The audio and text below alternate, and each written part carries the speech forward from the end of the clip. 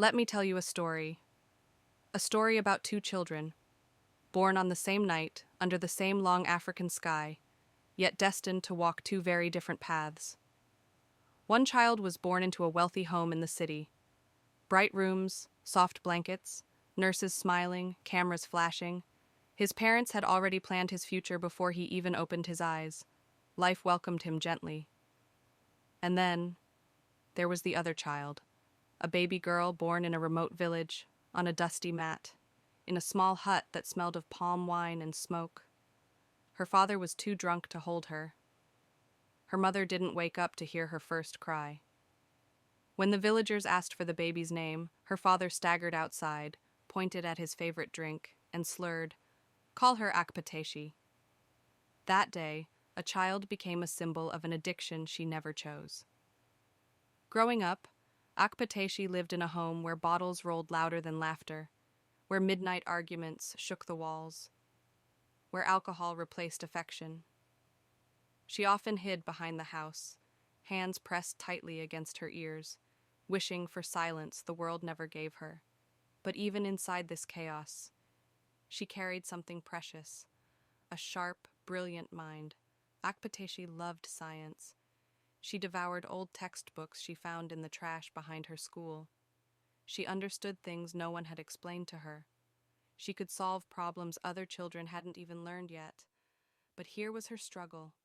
Akpeteshi didn't like going to class, not because she didn't want to learn, but because she felt different. She had a mild facial asymmetry, and whenever people stared, she shrank into herself. She avoided crowds. She avoided attention. She avoided pain. So she taught herself, alone, under a dim lantern, while her parents drank themselves to sleep.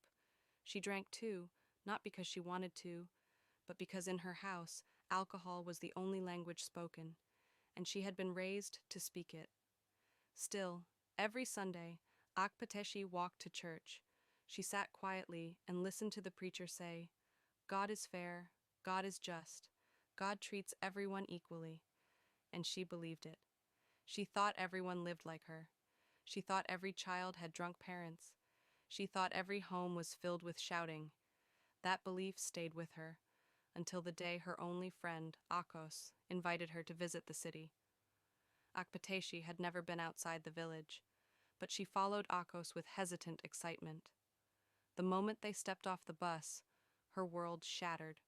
She saw clean buildings, happy families, children with polished shoes, girls her age wearing perfume, walking with confidence, people laughing freely, without fear, without shame, without alcohol.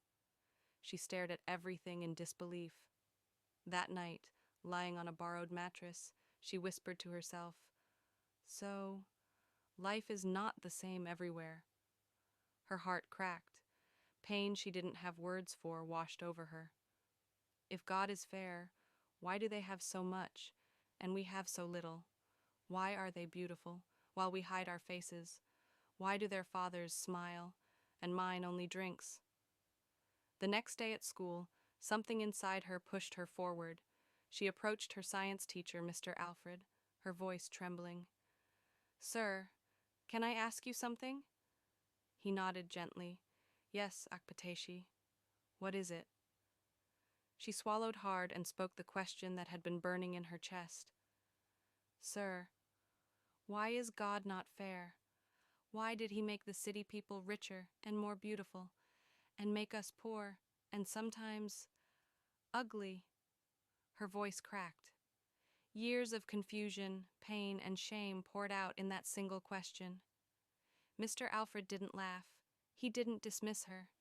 He looked at her as if he was seeing her for the first time, and he said, "Akpeteshi, God didn't do that. Genetics did. And the place where you were born, this village, that is geography. Some people start life ahead, and some start life painfully behind. But where you start does not decide where you will finish." Those words sparked something inside her. For the first time, her suffering made sense. It wasn't destiny. It wasn't a curse. It wasn't God. It was her environment. And environments can be escaped. They can be changed. They can be rewritten. That night, Akpeteshi made a quiet, powerful decision. She began to hide bottles around the house, not to spite her parents, but to protect her future. She studied earlier. She attended classes even when her anxiety screamed at her to run. She asked Alfred for old textbooks. She practiced math problems while her parents slept on the floor. The villagers laughed at her. "Scientist? You? Look at your family. Your name is Akpeteshi. What future do you think you have? You will end up just like your parents."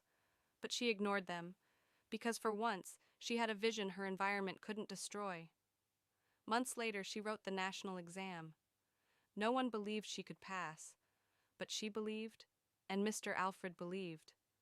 When the results came, a letter arrived for her. Her hands shook as she opened it. Her heart